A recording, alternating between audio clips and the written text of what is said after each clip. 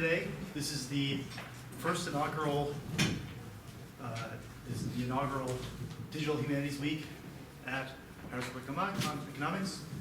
It is being organized by the Teaching Excellence Initiative, which has brought our speaker here today, Jessie Labov. It's sponsored in part by the History Department and our Center for Digital Humanities. Jessie's talk today is called Thinking Digitally About the Humanities. Jessie Labov is a visiting professor at Central European University in Budapest. She previously was teaching at Ohio State University as an associate professor. Her edited collection is Samizdat, Tamizdat, and Beyond. And her book, which is coming out this year, is called Transnational Central Europe. And I have to apologize, I have to run, but Frank, I had a family thing. So Frank, can you take over for the question session? This is a surprise, but I'm happy to take over this. And make sure all those sweets get eaten, okay? All right, thanks everyone for coming. Jessie? Okay, thank Go ahead, yeah. It's my turn to thank everybody for having me here. All of these institutions listed on my slide, but also all of you for coming. I have some guesses as to what you might be interested in hearing about. I hope I'm right on some count. But I shall leave some time at the end for questions, for observations, and I've also left a lot of slides if you want to talk about specific research projects during the Q&A. So what I'm going to present is first a quick overview of the DH projects I've been involved in, but then I'll march us through different ways to think about teaching and researching in the digital humanities. So here are some of the DH projects that I have been involved in the last, let's see now, decade and a half. I had a little bit of a prehistory working with DSpace, which is a digital repository tool, but basically these are three different projects that took three very different approaches to the digital humanities. The first one I called the open source canon, and basically it was a text encoding based project where we were marking up several decades worth of exam lists and bibliographies generated by PhD students. So you think that they have no meaning except to give somebody the qualifications to get a PhD, but for me they had meaning. And the idea was to determine whether we could see a theoretical canon which was emerging from these lists of readings. So in comparative literature, you create your own lists. So we wanted to see if we could find some kind of canon emerging. And that was my big idea in the mid-2000s, that somehow you could look at canon formation as an open source system. And I'm happy to talk more about that because I spent a couple years thinking about it. But the end result of that is kind of ironic. Despite the title, it is behind a firewall at Stanford University, and I can't really show you much about it, but I can talk more and show you lists. The second project I very recently finished, which was a large-scale GIS mapping project, where I created a database essentially from one journal, the journal Kultura, which is a Polish emigre journal based in Paris, which ran from 1946 to 2000. My database goes to 1989. And this is, as you might imagine, a Cold War history project based on this political cultural journal. And I created maps which documented really how the emigre journal's reception and, let's say, its audience in the diaspora changed over time. And this is my last project, my current focus, and I'll just say two words about it because there's plenty of time to talk about it later. It's called Virtual Cold War Networks. It returns to this Samizdat, Tamizdat. I don't know where the book went, but it's that same question of Samizdat, Tamizdat. I don't know if the term Tamizdat is familiar to everybody in here, despite its Russian origin, but it's how we refer to emigre literature during the Cold War. And what I'm trying to do, it's a linked open data project, so a very heavy bibliographic, again, library and archive-based project, which is trying to build a digital research tool, slightly different than the other two, trying to build something new for people to use for collaborative work on Samizdat and Tamizdat. So what it does is, what it's going to do when we finish building is it's going to harvest metadata from all kinds of different archives and libraries that hold any material relevant to the Samizdat and Tamizdat collections across Europe and North America, and then allow researchers to visualize these connections and also think about where those trajectories lead. So when a piece of information starts in the underground and goes abroad, how that disseminates or vice versa. So these are all just glimpses of the kind of work I do, because everyone in digital humanities has a different profile and does different kinds of things, and now you know where to place me. Text analysis, mapping, and now a lot of metadata. That's my life these days. And here's what I'm really going to talk about. That's just my profile. I'm going to talk about three things. First, embracing the fuzziness of the digital humanities, as I call it. Secondly, teaching the fuzziness. And you'll know what fuzziness is and what I mean by it very soon. And then I have a small coda. It's kind of a series of questions for us to think about in the ethics of DH practice. How these two things, basically basing our work in collaborative work, ask us questions about the ethics of what we do. So that's enough of an overview. Let me jump ahead to the fuzziness. Okay, let's start here. So one of the biggest misunderstandings, I think, about the scholarship that falls in general under this large umbrella of the digital humanities, and as you know, that can contain almost everything from new media studies all the way to building catalogs and archives in libraries and even at institutions like this, is that it abandons close analysis, DH does. It abandons all qualitative or even theory-based approaches in order to adopt some kind of positivistic mode of inquiry of the social sciences. So what's called sometimes the quantitative turn in the humanities. Seems to mean that you're turning away from fuzziness, right? From qualitative work towards hard facts. However, the way I practice digital humanities and the way I like to think about it is that, in fact, if you look carefully at how DH works, at the challenges it presents to these quantitative methods, and look specifically at how it focuses on error, on exception, on outliers, we see a different picture. And what I'm trying to do when I extract large collections of, and corpora sometimes, of data from literary, historical, or other cultural texts, when we look at DH in general, I like to record and take note of what remains behind. So what didn't fit into the corpus I just made, or what doesn't fit onto the graph, or what doesn't fit onto the map. And then when you visualize and schematize these corpora, you'll notice that a lot of DH scholars are really most excited by those things that don't fit. And they work really hard to explain those. And what does not fit the paradigm doesn't actually disprove our DH trend or pattern that we're looking at. In fact, what it does is it helps us theorize further about historical narratives. And it gives us a new ground and a new, what I call a positionality, to look at that discipline that we had been practicing without DH. So in other words, what I like to claim is that DH doesn't imitate the social sciences so much as adopt its techniques to give us some useful critical distance from the humanistic disciplines. And in the process, it often forces us to think harder and more critically about the same tools of social science.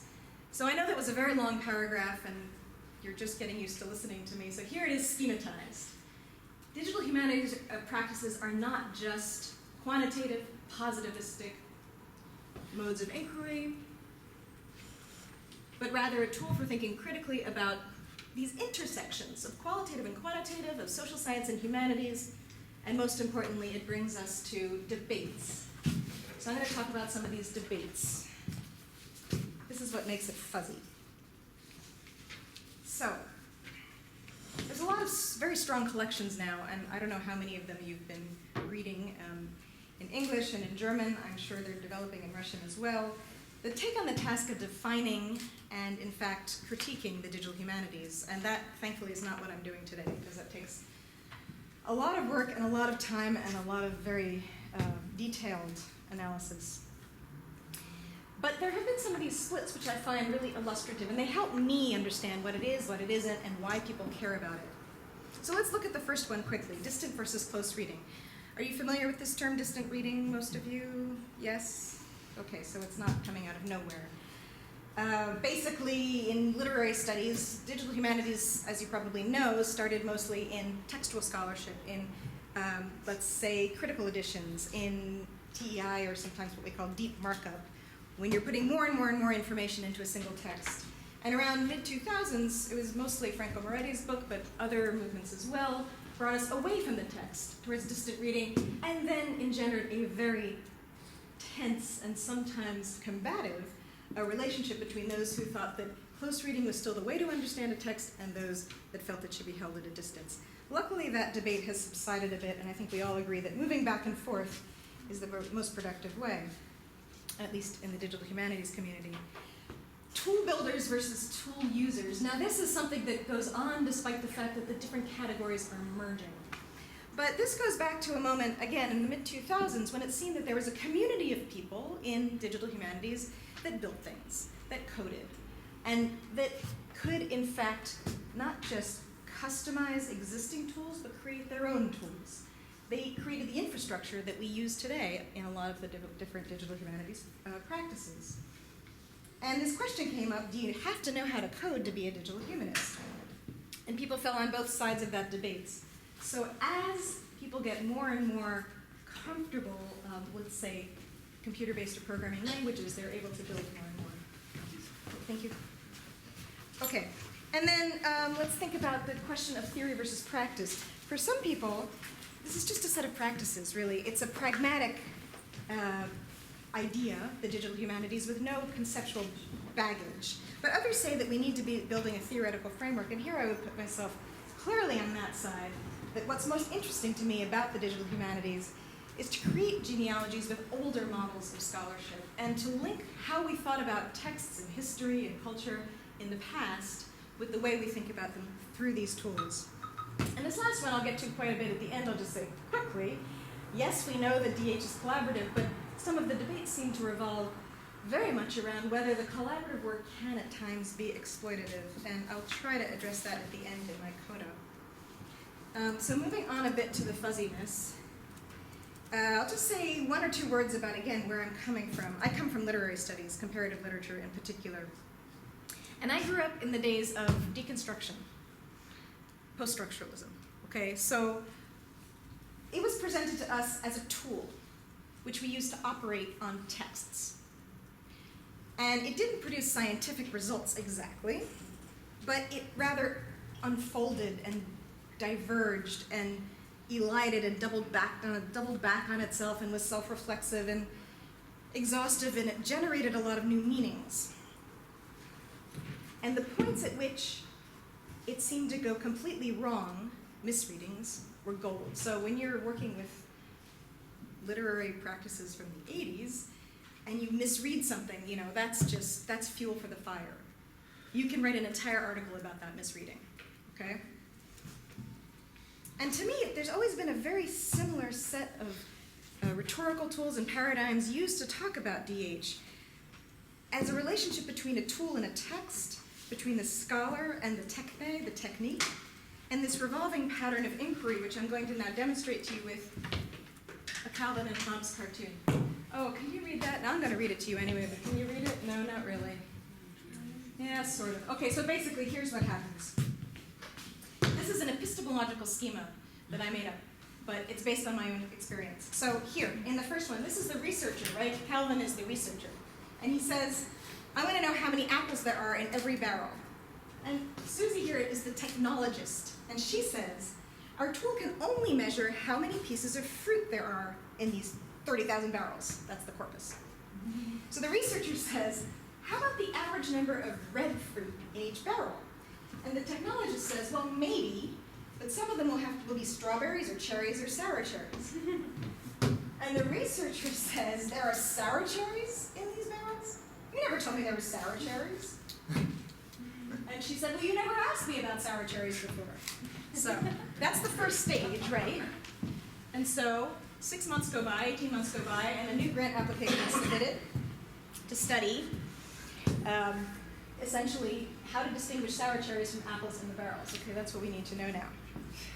Okay, the next stage goes like this. Okay, but now you really can't read that, so you have to listen, sorry. So the researcher, Calvin, says, so it turns out that sour cherries are 2 times more crushable by other fruit than cherries, and 10 times more likely to get crushed than apples. What about the strawberries? And then she says, there were never any strawberries, they were just outliers. Right? Random red outliers. So the researcher says, okay, so if we spin the barrels really, really fast, could we crush all of the softer fruit, leaving just the red apples? And the final project result is really interesting. I hope you bear with me for this. And I'll explain what this whole parable is about if it's just lost you. The final research was we have learned how to separate sour cherries from apples, and we made a lot of excellent sligo beets out of the crushed soft fruit. Okay, so it's a cartoon, so it's silly, so it's absurd, but what is it actually trying to say? This, to me, is what I call the collaborative evolution of DH projects, and again, notice it's at least a dialogue between 2 people, if not more. So our research questions about the material we know so well, this fruit in the barrel, are based on our own intuitions about our own data, which sometimes we've actually processed. And we don't know exactly what we want to know until we learn what the tool can do. So our first conversation with the other people in our team is, what does the tool do, right?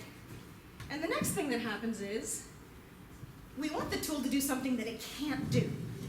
I don't know if any of you have been in this position with maybe out-of-the-box tools you've used, like Voyant or Gephi or something like that, but yeah, it doesn't quite do what you want it to do. So what happens is, we have to go back into a conversation with the technologist, if it was really a technologist ever, or the other person that we're working with, and that tool is then modified by the tool's designer or customizer, or us, to do something similar to what we intended in the first place, but along the way, what happens is we actually have to rethink our initial assumptions and adapt our research questions to fit the tool. So we repeat this process over and over until our thinking and our questioning and our assumptions and our very basic intuitions about our data are in tune with the tool that we're using. And as must be clear from this example, it doesn't happen alone, but is a collaborative process between 2 or more people, and it seems to work best that way. It makes us think digitally about the humanities, clearly, but it also makes us think about the humanities together with colleagues who think differently about the same problems. And together we divert from the expected paths of inquiry. Number 1, what our intuitions were about our data, and we move instead towards new tools that might even shape the mode of research of the next researcher. So when I say I embrace the fuzziness of the humanities and the digital humanities, what I'm actually asking us to do is to reflect more on this process and to use our own errors in assumption, in calculation, interpretation, that there were or there weren't red strawberries that we thought or that weren't there, as a very rich source of knowledge as well. So that's fuzziness. And I'm laying all that out because now I want to talk about fuzziness in the classroom. Okay? Teaching the fuzziness, or teaching with the fuzziness, or teaching despite the fuzziness. So we're now talking about introducing digital humanities into a typical humanities class in the form of a seminar or a lecture. I'm going to talk about the undergraduate level and the graduate level. And I'll be happy to break out into some examples if you like, and we can also leave those for the Q&A. So, in the undergraduate classroom, let's talk about that first. When you start to introduce things like project-based work, teamwork, wiki-based knowledge production, let's say, I'm just giving a few examples, there are many more. I use a lot of Google Earth in my undergraduate classrooms, and everybody has to make a KML, a little dot on the map, and we put them together and look at them together. These are some things that can happen. These practices can destabilize what I call the hierarchy of knowledge production. Who is it that's creating the knowledge? Supposedly the person at the front of the room. But when everybody is encyclopedically creating this knowledge together, it can destabilize that logic. Also, peer-to-peer relationships, which I'll explain a little bit more coming up. If the lecturer is just talking and talking and talking like I am now, peers are equal. There's no problem. Everybody is in the same relationship with the material. But once you have a more interactive and in some ways interconstructive and interoperative environment, that changes. And this is kind of a joke, but the teleology of the semester, everything is about the end of the semester and the grade. It also destabilizes that. So how does that happen? Well, the first question that comes up is if we're creating the knowledge, the students say, why do we need an instructor at all, right? Why don't we just all get together and look on Wikipedia and put some stuff together on a map and hey, we have our knowledge environment. And then it's a very common question I get in my humanities classrooms. A student might ask, will I always be at a disadvantage here because I don't have the skills, the tech background that some of my classmates might happen to have? Which can range from anything from having taken a class in computer science to having fooled around with Google Maps a lot to having video editing skills. It could be a number of things, but just rather randomly, people appear in humanities classrooms with a range of skills. And then, what will I be graded on and how can I get a 5 on this weird collaborative assignment? That's the other thing that often in an undergraduate classroom creates problems. So here are my fuzzy solutions. And in each case, I'll try to explain why I say they're fuzzy. The first one, as an instructor, or sometimes as a co-instructor in these kinds of courses, what I try to do is always place those individual contributions, say the dots on the map or the entries in a wiki, into a larger context and try to add the semantic dimension is what I call it. So what I'm doing is I'm taking your pieces of information and I'm creating a story about them.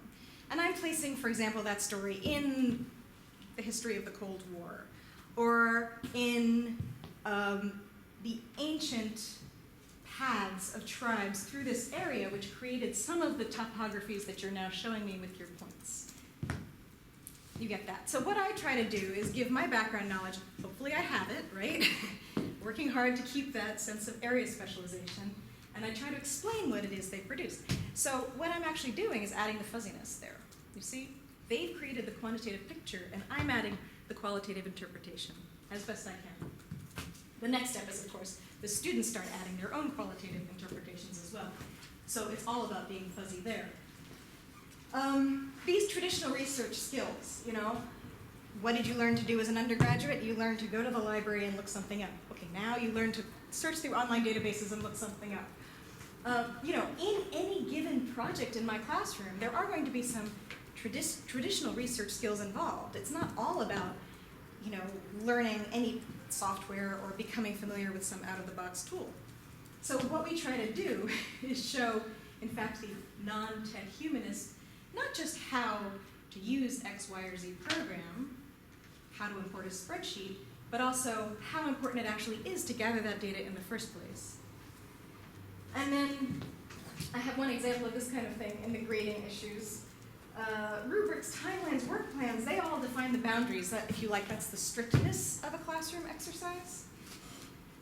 I spend a lot of time designing rubrics so that students feel comfortable, that they know what they're expected to achieve in any given strange DH project.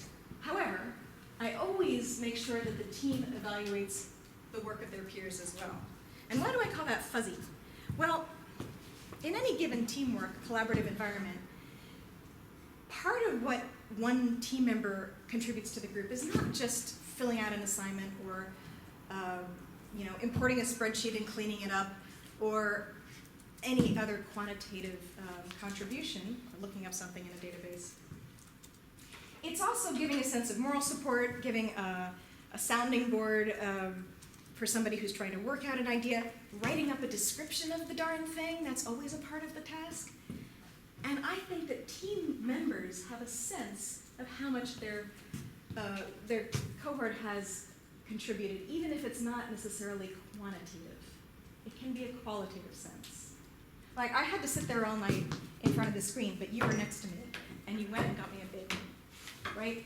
That's what I'm talking about. So the fuzziness is also present here. And that's not just in the undergraduate classroom, that's in all of my teamwork. And here is an example, I just wanted to show you, of a timeline that this little group produced about how they were going to construct this particular project. Oh, this is 12 years ago now. But this is what they told me they were all going to do. As you might imagine, think it was Dan who just disappeared at some point, right? I had no idea because he's on the timeline. He's supposed to be doing all this stuff. But one of these team members disappeared. And of course, his other team members didn't tell me because that's not what you do. But we did have everybody in the class submit an anonymous evaluation of people on their team and how they performed. And it became clear to me that one of these team members was not necessarily doing his duty. So, you know, this is how they were able to tell me. Okay. I'm happy to take questions on this now.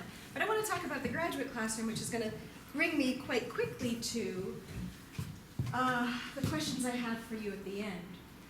So thinking about the graduate classroom and then what happens outside of the classroom, project-based work outside of the classroom as well. So let's start in the classroom. I'm going to talk a little bit about a course I taught this past fall at Central European University, which was called this, Beyond Illustration, New Approaches to Research, blah, blah, blah. It was basically an introduction to the digital humanities for medieval studies students. And I had 13 MA and PhD students mixed, and we created a number of different groupings, but by the end of this entire semester, we had, in the end, three final projects that made it all the way to the evaluation stage. And everybody was in either medieval or early modern studies, pretty much. So, let me tell you a little bit about how this class worked. We went through what I call the stages of DH practice. These might be very familiar to you, or they might look strange to you because you work in a slightly different area of DH, but this is kind of a classic approach.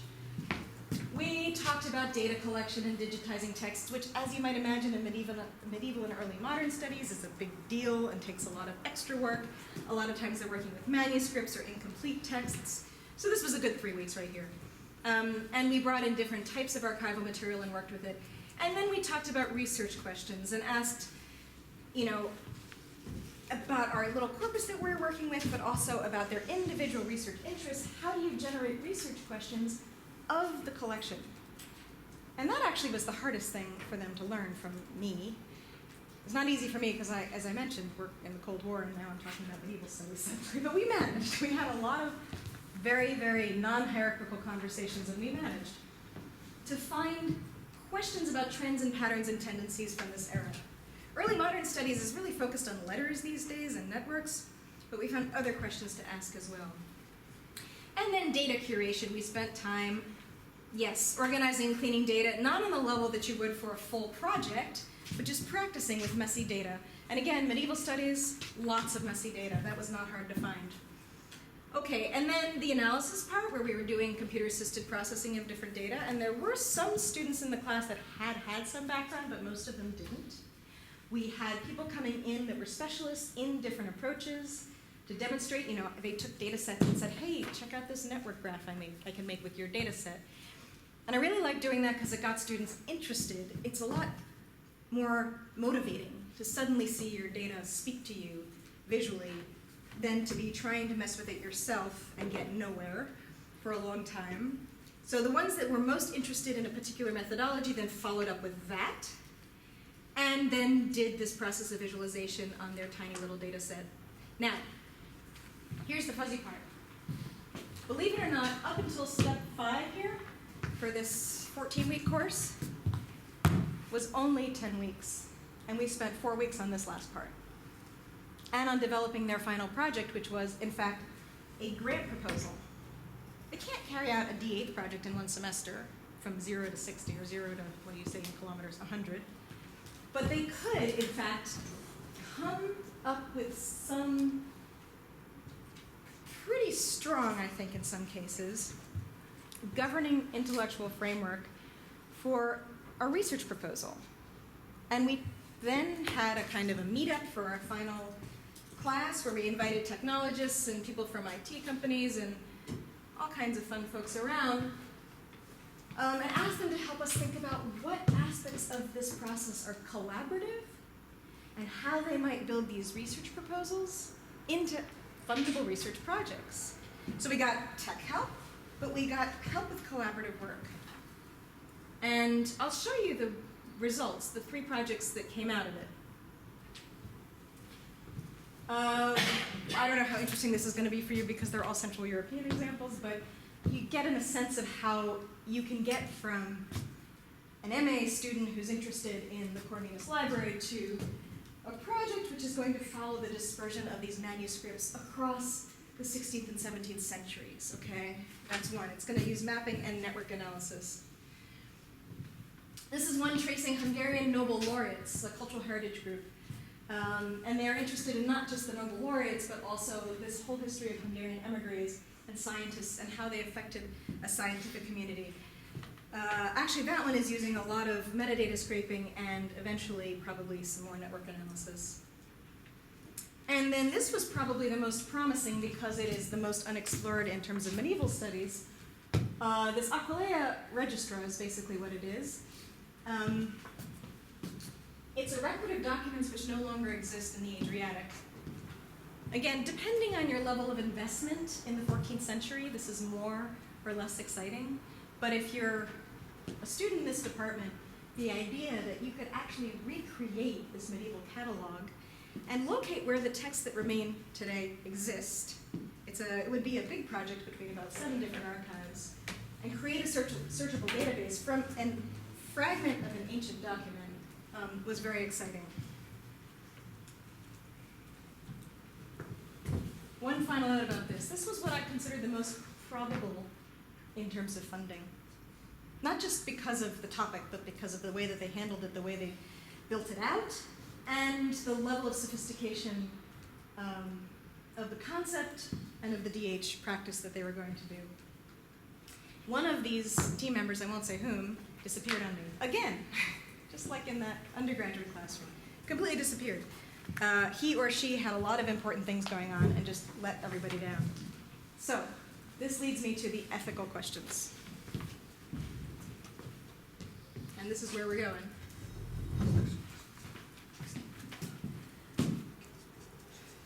These are the kinds of questions that come up when we start to introduce these practices into classrooms where people aren't just getting a simple baccalaureate degree, but in fact starting their professional careers.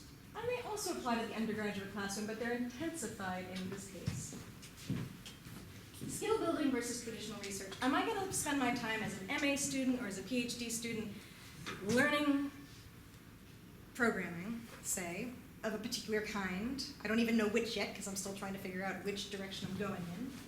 Or am I going to spend it becoming a subject specialist, reading the same canon that the people that are advising me in my area read?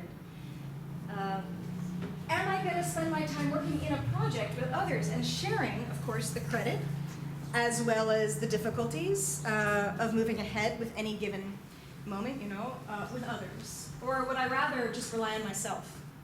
And I think that's a very important question. It's easy to say teamwork is great, but when it's your career and your interests and your time in the archives that's at stake, that's a real question. And what happens when you have a weak link? When one student doesn't invest and the whole project is suddenly in danger? And perhaps it's the student with the area knowledge, the one who actually knew the most about the 13th century and the 14th century in the Adriatic. What if it's that student that disappears? Great, you've got a network analyst and you've got someone who's great with building databases, but your primary subject specialist is no longer there. What do you do? So, issue that comes up. And then how do we take those issues and embrace them and learn from the errors in our ways? I can tell you what happened with that very promising Aquilea project. The 2 other students that were in it both got very interested in DH, and they both looked back at their own work. One is on medieval Krakow, the other is on, some kind of lyrics to a medieval chant that changed over the course of several centuries because of confessional differences. That's all I know so far. And they decided that they would use some of the same methodologies that were developed for this register project and apply it to their own work. So in other words, the investment they put in to this team ended up coming back home and helping them. instead of seeing that whole semester as a waste of time, right, because the big project that they wanted to kick off and maybe get a grant for went nowhere, they instead saw it as, well, from now on, whenever I build a team, I'm going to make sure I can rely on everybody, learn from your errors, right? And they also saw it as a very easy transfer of knowledge to their own area. So that was key. Lastly, the student that dropped out, right, okay, so I'm not giving anyone a 1 in graduate school, like that's crazy. They probably, I don't know if that person ended up with a 4 or 5, whatever the department gives everybody, it doesn't really, in graduate school, where we are, nobody really grades, they just pass everyone. But there is a punitive element in that that student is never going to get in on a DH project while I'm at CEU, I can tell you that. Basically, he or she is blacklisted. So, unless, there's a great explanation in coming forth with what happened. So what I'm trying to get across here is that those interpersonal relationships do matter, and even when they go wrong, we learn from them. So here is my coda. What happens outside of the classroom? And I don't know how relevant this will be for all of you, but let me just put some questions out there and then we'll see which ones stick, which ones you're most interested in. Okay, so.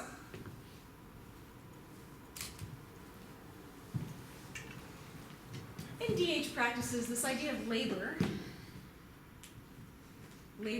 just like writing and reading, can consist of all of these other things. Some of which we do anyway, usually, in, let's say, historical practices.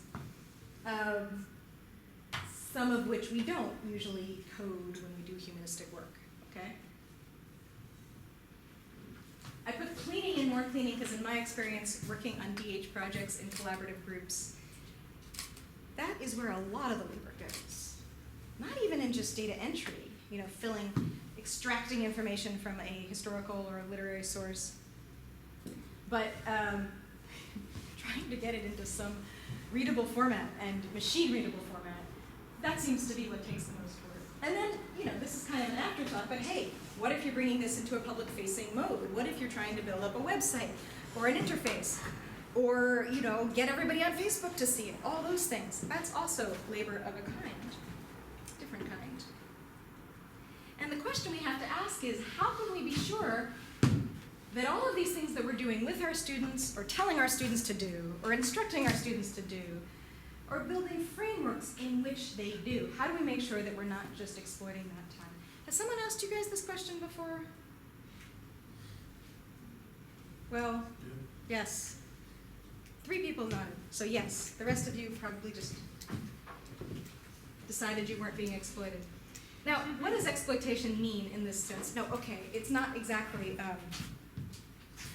something that you can sue somebody for. It's a question of if you're still learning something from this practice, or if at a certain point you're just simply filling up your time. And I also want to talk for a second about hierarchies again, but now there's a third element.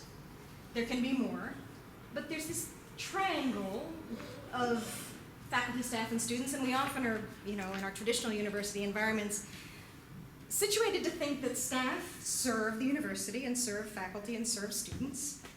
Faculty teach students stuff, and students just work and take advantage of the resources staff produce and take advantage of the knowledge that faculty has. Now in DH, quite clearly, things are different. You better be nice to the staff, working in the library, working in IT, working in your DH center, trying to think where else, working in the Mensa, because they are actually keeping you alive, keeping your website up, keeping the servers running, training you in whatever it is you need to know, helping you identify those sources that you didn't think exist. Like, you become much more dependent on the staff that runs the university, and not to mention feeding you when you're working all night on your project, right? Faculty, on the other hand, are also often learning from both students and staff. I learned most of the GIS I knew until 2015 from a graduate student in geography. I learned all of the TEI I learned from a librarian. I'm still learning languages and programs and beginnings of things every day. So it puts the faculty, who in the old days used to be the person that arrived with all the knowledge and might be becoming more and more specialized and more famous. Instead, in the constant position, I put them down here on purpose, of being a beginner. And often of being in a project team with a student that knows more about, say, a particular skill or application, or have better ideas for how to reach out through a social media network, for example. And students are doing all of these things. They're teaching, they're learning, they're collaborating, they're creating knowledge. I know it's kind of a cliche and a kind of utopic, but it's true. And I think you've all experienced that if you've been working with DH. So I think this is my last slide. How do you justify that humanists investment? Let me just back up for a second and say, if you're a social scientist undergraduate, you know you have to learn statistics, you know you have to learn SPSS. It's not a question, it's part of the tradition, and you accept it, and you sit through those classes, and you learn it, and you know that it's going to be useful for being a sociologist, or demographer, or I don't know, an actuarial, or whatever it is you're doing with your statistical knowledge. As an undergraduate, you're preparing for possibly a postgraduate career. Maybe you're going to go off to graduate school or beyond academics. And these skills might help you become a digital humanist, or maybe even switch over to a social science realm, or work in between the humanities and social scientists. Or, I think this is something we talk about a lot, or life, you know, getting a job outside of the university where, hey, having some of these skills in data analysis and visualization might help. That's an old argument. Okay. Now, let's move ahead career-wise. What about the MA level?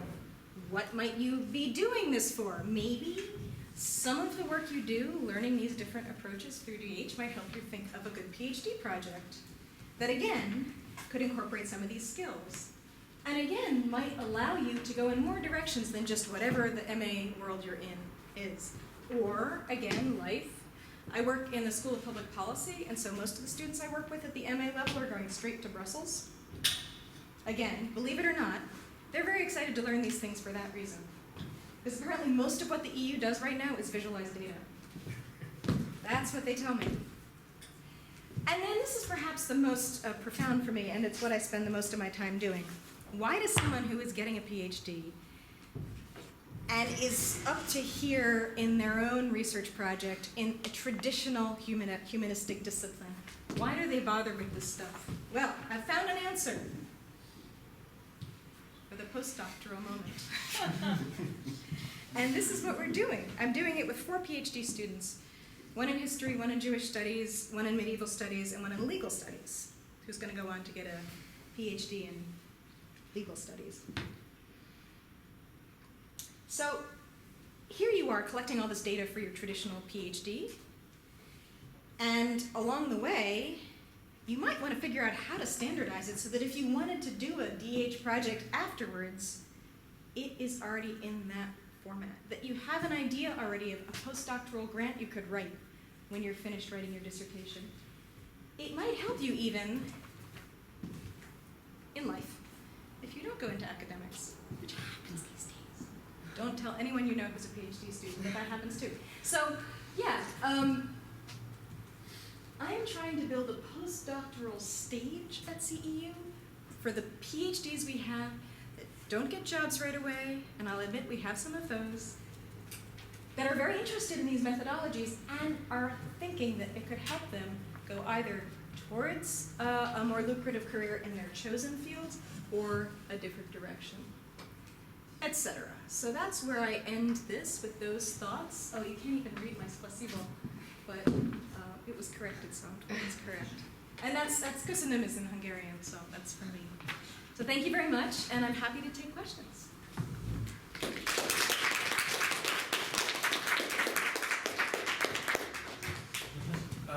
Yeah, thanks, Jessie. I mean, this was really a very insightful talk, and I was reminded of all the DH projects that I happen to work in, and it's just great to have a summary of all the problems, but also solutions that are connected to a DH project like this. Now, before we start the questions, please make sure you sign this, because this is actually important so that we can have an event like this again. But Krótka objaśnić po prostu nada, obязательно wypełnić plan z spiskom участников September, который организовал это. Нам сообщили, что это важно для администрации. Значит, если вы хотите еще события школы истории, будьте добры и просто выполните, передавайте на другие стороны. Понятно? Okay, спасибо. So, without further ado, questions please. I have a ton of questions, but please, you go first. Yep. Fuzziness, yes, great concept and something that is very difficult for students to accept too. It's not just that the teacher must distance herself from usual classroom attitudes and situations. It's also very difficult for students.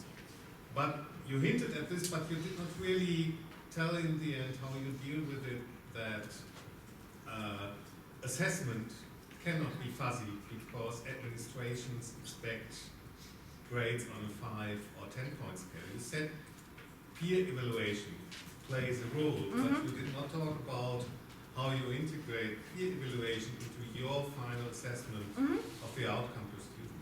Okay, I'm happy to. Well, there's actually two ways. There's the quantitative ways at how it affects the grade, and it's really only a check.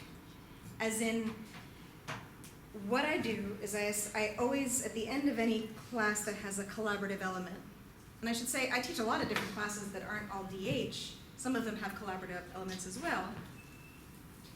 I ask a simple set of questions in an anonymous online survey about, the course itself, how they like the readings, this and that. This is a private survey, it's just for my own digestion. And I ask, if you were in a team-based project, how did that go? Were you satisfied with the workings of your teammates? And then I say quite explicitly, if there was a team member who you felt really damaged the outcome of your project, would you be willing to name them? And remember, this is anonymous. So they're not publicly, it's the worst kind of snitching, really. But it really is, if that is the moment for them to tell me that X, Y, or Z was underperforming. The other thing that's very important is I never have teams of 2. It's usually 3 to 5. I don't go by one student's evaluation because maybe they had a romance that failed. I don't know. So I don't take action and go and talk to that student until 2 or 3 independent sources say that the student really didn't live up to the expectations, and then I have a conversation with the student. And if it turns out there's a personal crisis, there's a lot of reasons this happens, then, I do actually take that into account. But I do want to know if there was a weak link, and that's one way. The second way is that we have a large, usually meetup type style presentation at the end, and we get feedback from everybody else in the class, and in those moments, you often see and sense and feel qualitatively who are the major contributors to the projects, because they're the ones that answer the questions from their peers. But I don't go by that alone. I just notice when people are really unsure about what just happened. But I can't say it's a scientific, but I try very hard to incorporate that feedback into how these groups work. May I briefly follow Please, up? please. One of the chief expectations, at least here, I don't know the system at CEU, is that assessment is spelled out as precisely as possible beforehand in the syllabus. And I have been taught in my 3 years here that the major expectation of students is some kind of quantitative guidance of how much work they must put into a class in order to achieve a certain grade. I'll show you some of these, yeah. Rubrics. How to deal with that? Okay, let me just, it'll take me 1 second, but I'll pull up, for example, I'm going back to my Ohio State days, perhaps more similar because it is a big state university and there are a lot of very, very strict assessment needs, or demands, I should say, maybe not needs. So here is something I had to write for one of the courses. Oh yeah. This was my assessment plan for a course. Yes, exactly. Oops, it disappeared. Go back over there. I'm extended, so it's being Try right. to. Okay. So, you know, it's, I spell this all out, this is for the authority, and then like this is a wiki where I have to explain exactly how I will be assessing every single piece of it. And then in the syllabus itself, of course, I also have to do that. Oh, I think I might have lost my button, yeah. So in the syllabus itself, I have a separate section which says what percentage of what, and then when I actually give the assignment, there's a one-page piece of paper which has numbers on it and exact descriptions and sometimes a timeline. That was my state university days where that was expected by the students and welcomed, and honestly it kept me honest as well because it made me really think ahead of time about how much is going to be needed from each student in this group and how I can monitor that. At CEU, it's a graduate-only environment, it's a little bit different. And that's the only time I've ever heard, the case I gave you is the only time I ever heard when a whole project failed because of one person. But yeah. Other questions? Yeah? I would like to ask, how are you dealing with weaklings? Because I tried several times this group approaches, not maybe with digital humanities, but in different other contexts, and I found it's very difficult for a group to create a real collaboration. So sometimes making an assignment, you just will have one person who is doing well and expecting high grades and evaluation, and some people who are not very investing in the project, and so they just divide all in pieces, and everyone will present his own piece and expecting something, and if I will fail the project, and it will be unjust for maybe one of the persons who are really working in this. Well, the way I usually use wikis is maybe a 25 to 50 person class as a general exercise. I can think of one or two cases where a wiki was part of a group assignment that the students came up with and they decided to do. And most of the time it's like it's Monday, for Wednesday's class, everyone has to add an entry to the wiki on X. And it is very uneven. I look in the history and I can see, you know, who did it 5 minutes before class. Also, and maybe it's a really good contribution, but it's less likely. You can see in the history as well which students are contributing more, which ones are cutting and pasting from another source. All of that is pretty clear. What I generally do is I don't base the evaluation of the students on that one instance. I look at their pattern over the semester. And in a 50-student class, you know, it would take me a week to actually evaluate every single contribution. So that's usually put together with other kinds of online activities like participating in a discussion forum. But your question is more about what if it's the group project itself. My best answer is I use the history of the wiki a lot. In this case, you are not evaluating the project itself, but you are making grades to different students for contribution. Well, I always have to, I mean, we all have to give individual grades in the end of the course. What I usually do, in this situation which comes up over and over again when you have a group where there are different students that are performing at different levels, is you give a grade for the group, but then in the student's final grade, you factor in, you know, the fact that they worked harder or less over the course of the semester. And it seems to work out pretty well. If the only grade for the whole course were this one thing, it wouldn't work, but usually there's a lot of other work as well. That's been my experience. I'm sure there are cases where I didn't grade justly and I just never knew. Let's assume. But I've never really had people come to me and complain that, you know, they got a bad grade because their group failed because someone else in the group is dragging everybody down. Yeah.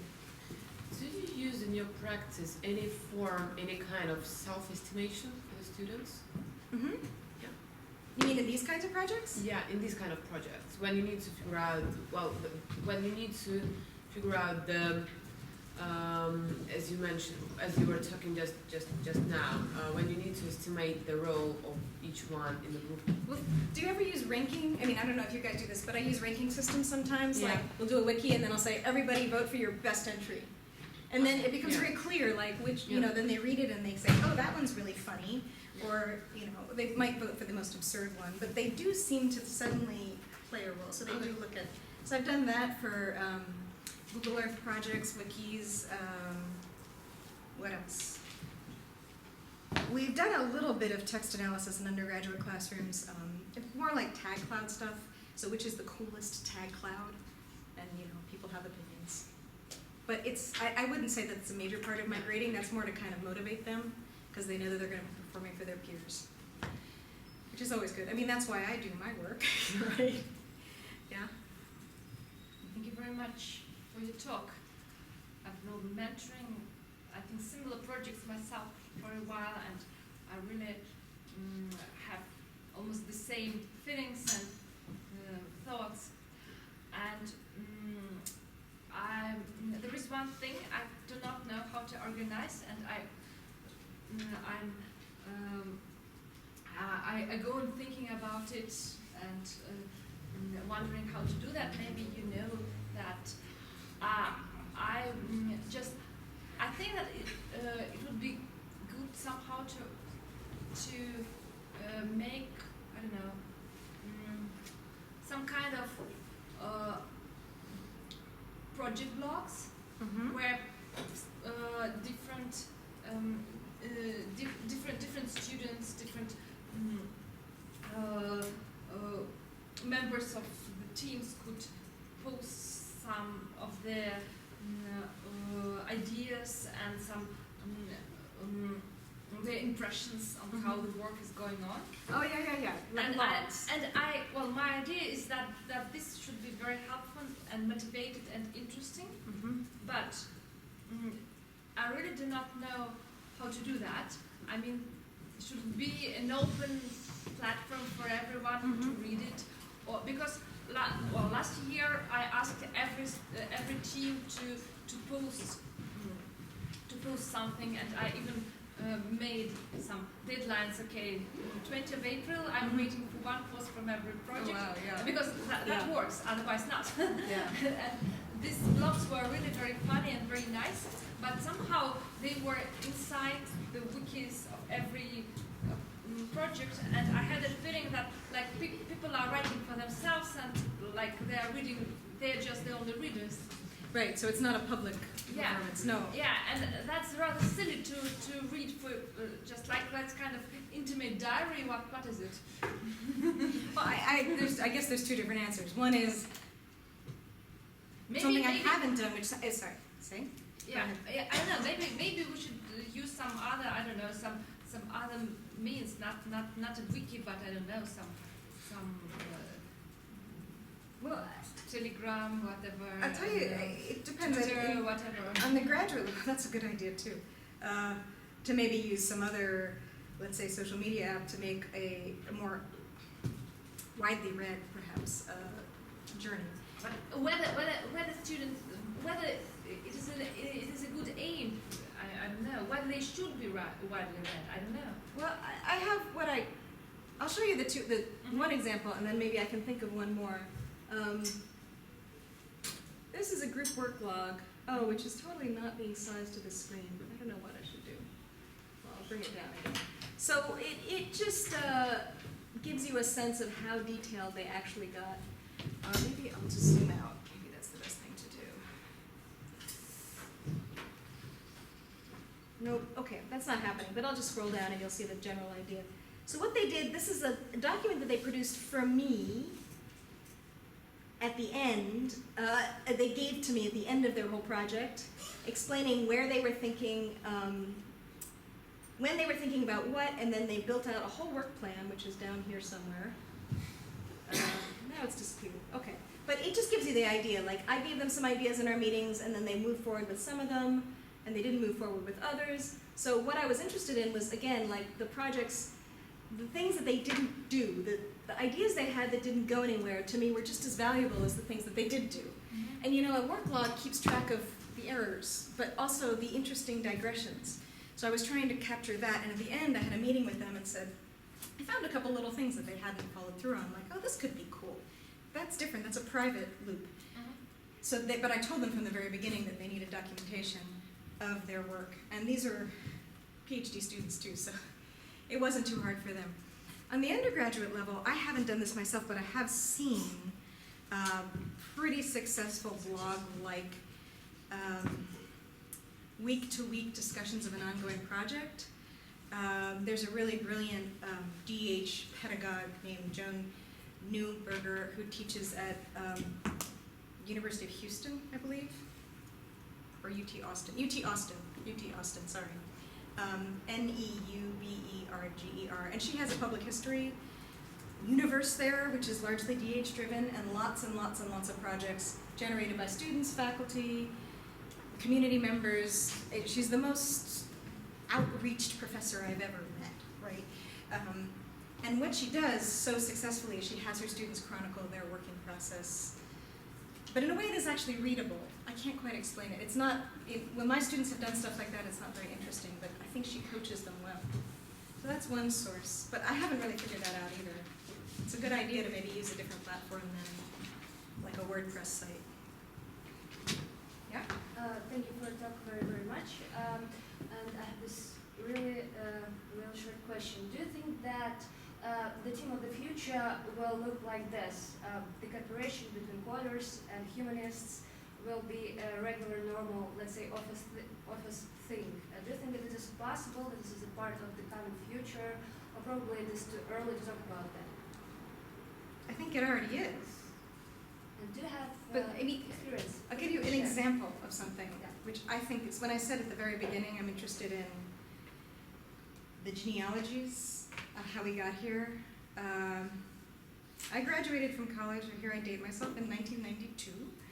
And it was a time when humanists, let's say, philology majors and history majors were not being hired in general. However, it was the age of the IT boom. Silicon Alley, Silicon Valley. I was going to graduate school, so this was not, I had other problems. But my friends that were English majors, history majors, they got hired by these startup companies to write content. And they learned HTML, and they built the World Wide Web. English majors, I swear to God, it's what happened. Now, of course, engineers built it, but these humanists wrote it and then transformed themselves into what we call web developers. But if you look deeper into web development, no, they weren't building the infrastructure. They were building the surface, the GUI. They were building the interface that we've come to sort of understand, and the words. They were writing the words. So I don't think it's new in the business world, or even, let's say, in the creative class. And if you think about how advertising has worked, there has always been the creative team and the graphic designers and the business managers working together, and the creative team, you know, they have the ideas. So this hybrid, you take your quantitative, you take your qualitative, you put them together, I don't think that's new. What is new is perhaps the kinds of data that we're doing it with, and the saturation. So if you think about any of the major fields that people go into straight out of college, there's going to be some call to analyze and visualize data. As far as I can come up with. If you can come up with a field, I'd be happy to try to brainstorm with you about how it could be used there. Art history, journalism, musicology. Just think any field that you can think of any of your friends doing. And I'll give you an example of how people are analyzing and visualizing data after graduation. It's possible in almost any major occupation now. But the question is, you know, why? Got one back there, and then Natasha? Do you think that fuzziness is inherent feature for digital humanities fields, or do you think it's more temporary and it's going to be more stable, and this feature is going to fade after this field, stop being marginal? No, I mean, I work almost entirely with social scientists, and their joke is, social scientists are fuzzy too. We have a lot of qualitative work that goes. So for them, this People is are fuzzy. yeah. Humans are fuzzy. Right, but what they say is that same dynamic is present in all of their fields. It's just something that's kind of novel for people in the humanities, in some of us. But then it depends on who you're talking about in the humanities. Linguists, it's not new for them. That's sort of, I would call it a kind of a culture clash between the qualitative and the quantitative. But the social sciences have been working this out for a century now. And they're still working it out. They still have their fuzzy moments, and they still have articles that deal entirely with error and outliers, as well as those that deal with trends and conformity and futuristics, even in the political science world. In the US, that's all they do is they predict the future. And they're always wrong. You had a question? I'm much interested in the epistemological foundations of digital humanities, and I liked how you laid emphasis on the research questions, on actual research questions, which is, for those of you who have never been at the DH conference, is not common. Why is it that most of these presentations at DH conferences, even the big conferences, stop at the point where actual research questions would kick in? Is it because, it's because the pre-processing takes so much time, and you alluded to that. How can we, is this a problem? That's also why some people laugh at the digital humanities, because we don't have actual research questions, which is not always true in all cases, and which is because we have a lot of pre-processing to do until we get there. But how can we kind of turn this misrelation into something that produces just more results or meaning? I have been trying to answer that question since 2004, when I first started getting involved very actively in this. My theory is that the DH community's genre of writing and presenting is borrowed very much from computer science and software development. So what's exciting is the development process and the problems that you run into and the ways you got around them and your workarounds. And your creativity is all about how you solve those problems.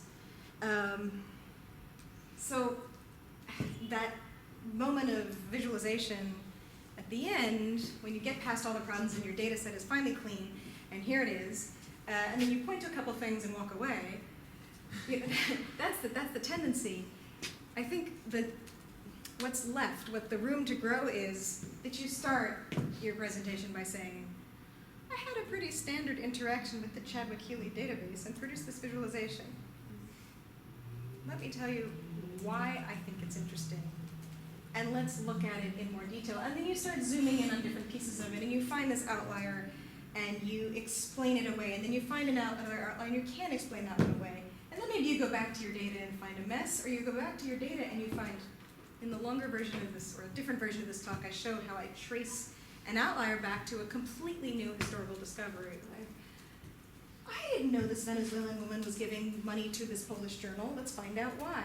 So trying to show how the visualization leads you to new research questions. And there are people that do that, for sure. And in fact, some of the people I worked with at Stanford, a guy, Brad Pisanek, is one of them, who is now working much more in what you do after the visualization. But I blame computer science, I blame Moretti, who is one of my mentors, but I blame him because he spends his entire presentations talking about his thinking and research process, which is fascinating, but yeah, he doesn't always get to that moment that we're used to in traditional, let's say, literary analysis, where you then actually carry out the interpretation. So I miss it too, and I try. Maybe people are just too exhausted by the time they visualize to do anything else. Been coding for 3 nights, and then. Oh, look, it looks pretty. Yeah, right, it's pretty. Let's go home.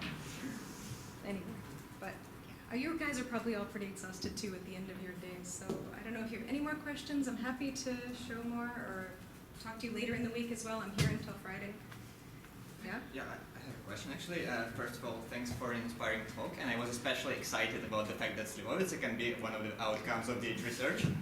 It's an outlier, but yes. So yeah, the question is, when your course starts, who originally generates the project ideas? I mean, do you give students some ready-made proposals, or do you encourage them to come up with their own? And if the latter, then do you actually impose some restrictions and I don't know, some mandatory thing like, okay, feel free to do like in the field you want, but I mean you have to do ABC, like do quantitative something, or I mean how is it organized? Yeah. Okay. So I'll give this course as an example because it's the freshest in my mind. I taught one at Stanford and one at OSU that was sort of similar, and I used the same logic, but I don't remember how those worked out anymore. It was too long ago. But the one that we just did, around halfway through the course, so we start with your general theories and debates and introduction. A lot of these students really were not familiar with the term at all. So really, it's a beginner course which goes very quickly.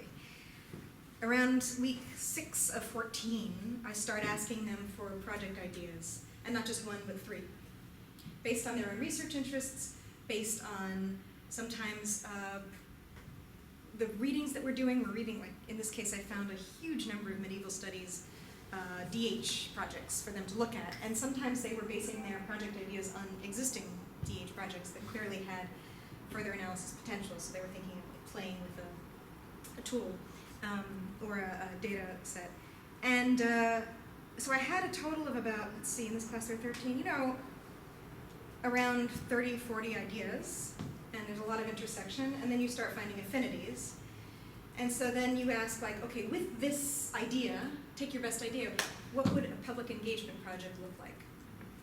So they have, like, that's the week we talk about public engagement projects and, different kinds of outreach that DH uses sometimes to try to get public interest. And so then they take these different ideas and work with them a little. And then around week 10, I actually form project groups, quite artificially. I take these ideas and I take all of the different exercises they did with them, and I put them in groups, and I give them a week to decide if they're going to work or not. Remember, it's not a marriage, it's just 3 more weeks of the semester. But if it really looks like they can't find common ground, then we try again. But there's only been 1 or 2 cases I can think of where I had to reassign. And that's how they work. And sometimes it works out beautifully, and sometimes it doesn't. But I think that month, basically, in which they're practicing these different applications of DH ideas on their own interests, whether or not they take those interests forward, those are useful exercises. Or we had one which was, how could you imagine a relational database, based on this data set they just came up with a simple list of, like, I don't know, people and places. Like, how could you make that relational? And that's their exercise, is they have to come up with a relation to graph on top of that. How would you find that? So this kind of thing, like playing with data, but also playing conceptually with data, That one didn't work out so well, actually.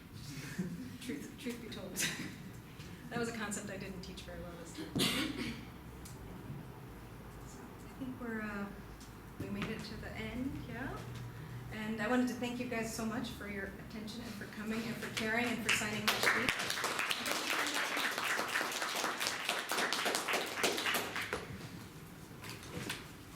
Yeah, thanks.